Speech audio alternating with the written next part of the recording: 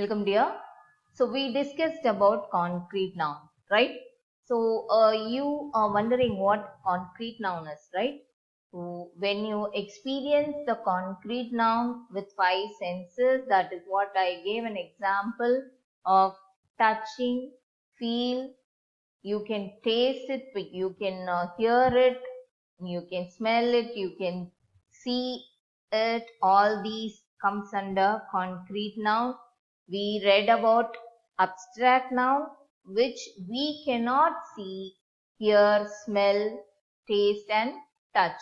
All these comes under abstract. We can touch is concrete. So here is the definition. Concrete nouns are people, places or things that we can experience with our 5 senses. Example, she kept the book on the table. She is a pronoun here. Kept is the what? Verb. Past tense form of verb.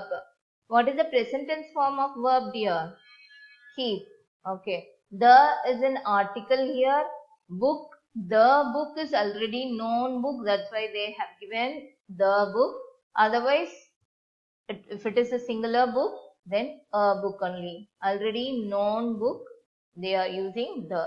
The book. Book is a noun here. On is preposition. The is again an article. Table is a noun. So in this you can segregate as she is a subject, which is a pronoun. Kept is the verb, past tense form of the verb. The book is a what? Object. On preposition. The table is also an object here. Okay, the noun is a concrete noun. The noun book and the noun table both are considered as a concrete noun here in this sentence. Why we are saying that? You can touch it, you can see that, and you can smell also sometimes. You can smell the new smell of book or the old smell of a book also, right? Shall we move to the next? You can say that if something is a concrete noun because you experience it through one of your 5 senses. One of your 5 senses, not all the complete 5 senses. Suppose I can able to see the book, but I cannot able to taste it, right? I can able to touch the book, but I cannot able to hear it. So any one sense, if it is experienced through any one sense also, it is considered as what noun? Concrete noun. Example, see dog, a common noun. Susan, proper noun. Suitcases, countable noun. Air, uncountable noun. Team is a collective noun. Cat, singular. Women, plural. So from this example, what you understood? I came to a conclusion that concrete nouns can be common, can be proper, can be countable, can be uncountable, can be collective. It can be a singular and plural noun also. Isn't it? So what you understood from this, you share with me, right? Next is a compound noun. Children, compound noun. Have you heard of compound words before? Yes. In 3rd standard and 4th standard, you could have read about compound words. The same here. Compound noun is a noun that is made up of 2 or more words. It can be 2, minimum 2, and it can be any number of words. Most compound nouns in English are formed by nouns modified by other nouns or adjective. If we are giving example, then you will understand how it is coming, right? For example, the words tooth and paste are each and everything is singular. Tooth is a singular and paste is also a singular noun, separate noun, which means separate. The meaning is also different. But when they are combined together, what will happen? It forms a new word. Totally different. Toothpaste. The meaning itself is totally different from these two. Okay, another one example. Blackboard. Black is different color. Board is different. Combined form. Blackboard. Matchsticks. Match different. Stick is different. Combined matchstick, which gives a new meaning, right? So for example, you can form new swimming pool. Badminton. Is it a compound word? I'm hearing badminton. Is it a compound word here? No, Kanna. Bad, if two words are separated, it has to give meaning.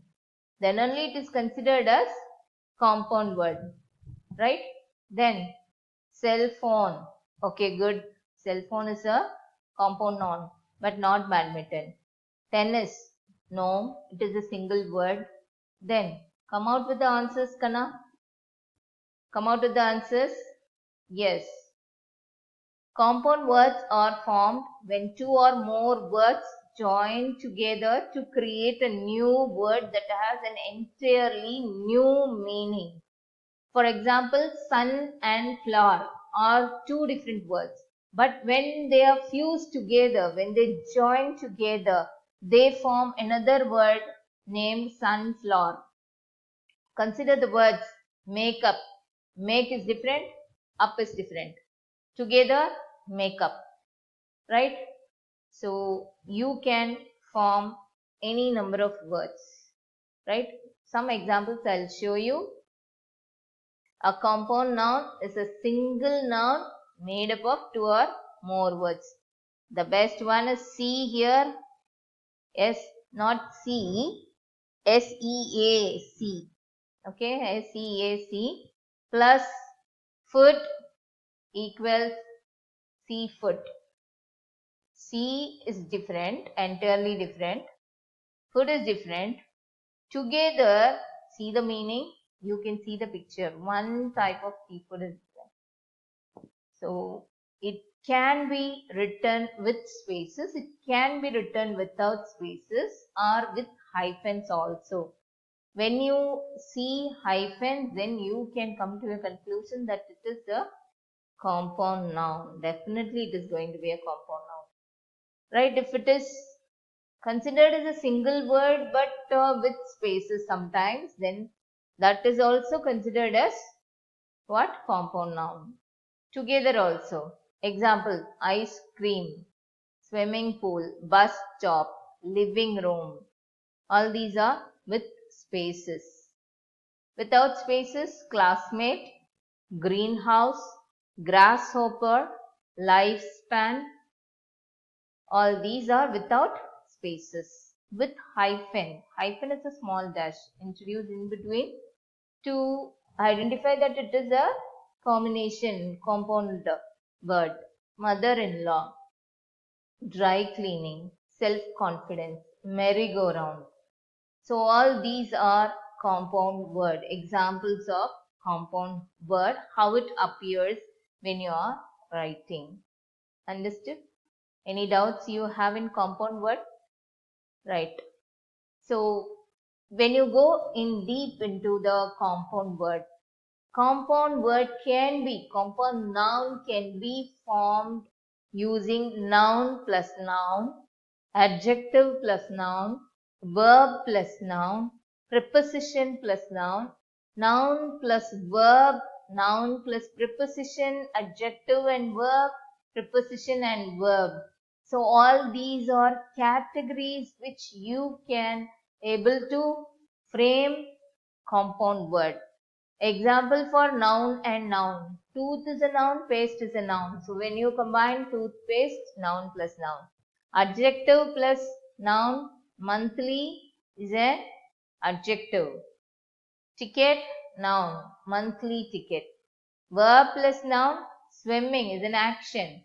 Verb, swimming pool. Preposition and noun, under, ground. Under is a preposition.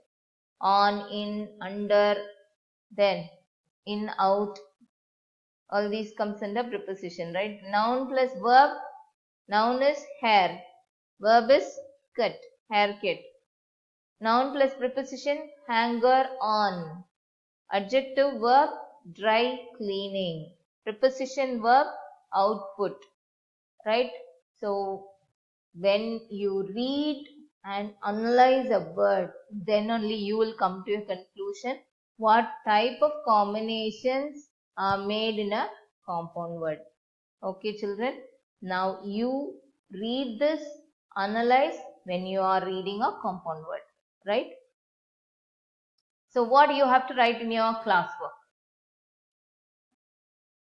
You have to write today's date, right? The continuation of yesterday only. Yesterday we wrote some definitions, right? 4 definitions, I think. Today you are going to write what is material noun. Give example. The definition of a material noun is a grammar term that refers to a material or substance from which things are made, such as silver, gold, iron, cotton, diamond, and plastic. Example of material noun is protein. In the sentence, protein is essential for growth. This has to be the first definition of today's classwork. The next definition is countable nouns. Right? Countable nouns. Countable nouns are those that refers to something that can be counted. They have both singular and plural forms. Example, cat, cats, women, women, woman, women, country, countries. In singular, they can be preceded by a, or, and. This is very important here for your information. This is like just taking hints about nouns.